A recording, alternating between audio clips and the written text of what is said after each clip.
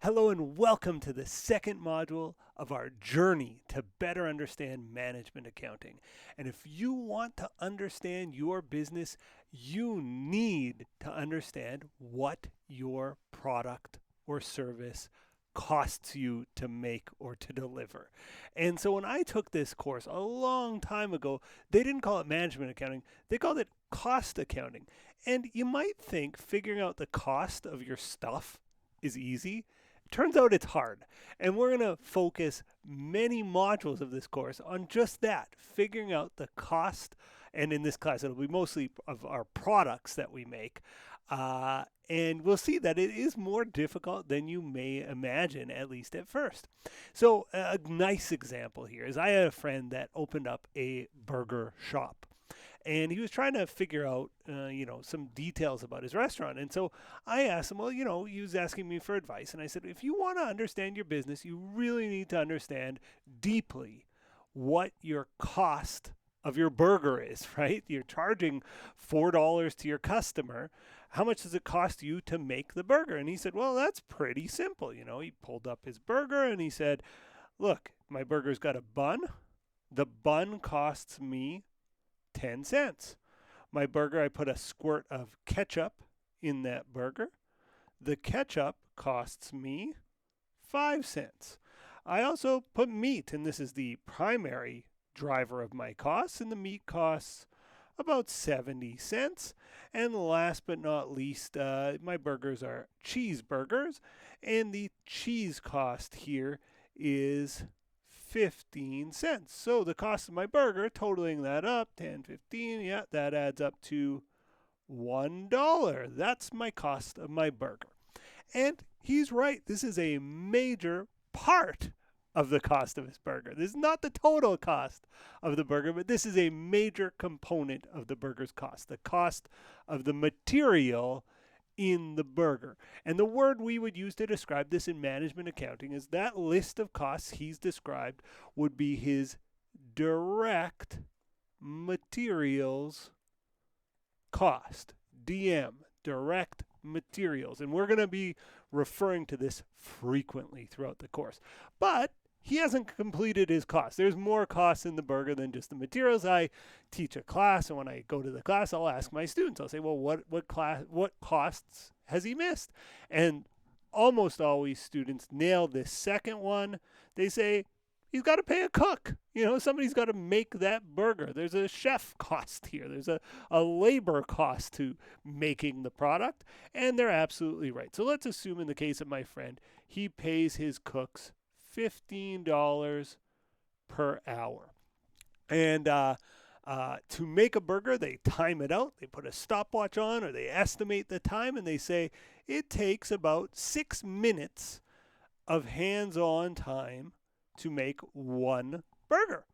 Okay, well, we've got the components of our cost then, right? It's $15 an hour, and if it takes 6 minutes, 6 minutes out of 60 in an hour, that's 10% of an hour, 0.1, 10% of an hour.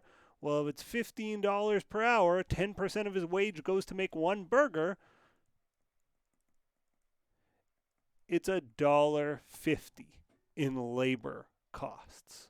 So we would call this, just as we called the one above, direct materials, the cost of the product, the cost of the materials that are directly in the product, the cost of the chef's hands time while the chef is making the burger, not while the chef is looking at his phone, not while the chef is cleaning the grill. The time that they're actually making the burger is called direct labor. You'll notice I spell that with a U-R, but our American cousins will spell it L-A-B-O-R. I'm in Canada, and we have some British spellings to some of our words. So the cost now is $1 in materials and $1.50 in labor. And I'm going to abbreviate this often as DL, just as I abbreviated the one above as DM. But we're not done. Material and labor are straightforward. Where things get tricky is with the indirect costs. We call those direct material, direct labor. The indirect costs are tricky. And, an example of an indirect cost is if I want to run a kitchen I need lights. I need to keep the lights on because the chef needs to see what they're doing. And I pay, $50 or $100 a month to the utilities company to keep the lights on. Well, of that $100 in lights, how many dollars went into that burger? Oh, that's tough to figure out, right? How many dollars worth of lighting went into my burger that I just cooked? Oh, we're getting uncomfortable here. I'm getting uncomfortable here. And there's all kinds of these indirect costs. How many dollars? Maybe this is closer to direct costs, but I'd still call it indirect. How many dollars worth of gas? I have a propane tank heating my gas grill. How many dollars of propane or gas went into the gas grill that heated the burger? How many dollars of light bulbs, or lights went into that burger, or even light bulbs, How many seconds of the light bulb's life was needed to make that burger? If I own my kitchen, I would pay property taxes. How many dollars of property taxes went into the burger? If I rent the kitchen, how many dollars of rent went into that burger? All of these have something in common. My material and labor that we just discussed above were direct costs. These are indirect costs. And indirect costs go into a category called manufacturing overhead. MOH. Now, manufacturing overhead is a pain in the neck. And we're going to spend weeks discussing different ways we might apply overhead costs to our job. And the big challenge is, as you guess, let's use the light bulb example, focus in on that. How many dollars or cents worth of light went into that burger? It's really hard to put a number on it. And in fact, the fact is, I don't get my utilities bill until after the end of the month, but I want to know what my burger costs right now. I have to estimate. I have to make an educated guess as to how much utilities cost would have gone into that burger. Now, the way we estimate, and you're going to learn this is this chapter, and even in the next couple of chapters go on, is we use something called a predetermined overhead rate. Predetermined overhead rate. And what we do is we say, okay, what's our estimated total overhead?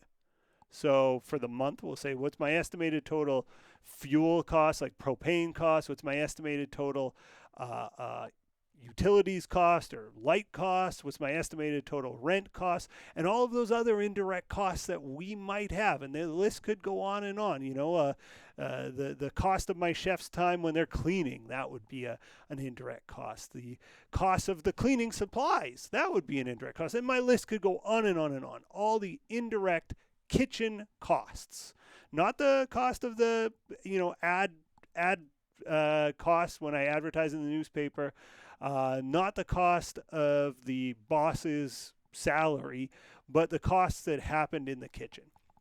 All of those are considered to be overhead costs. So I estimate my total overhead for the month, and then I divide by some estimated overhead driver.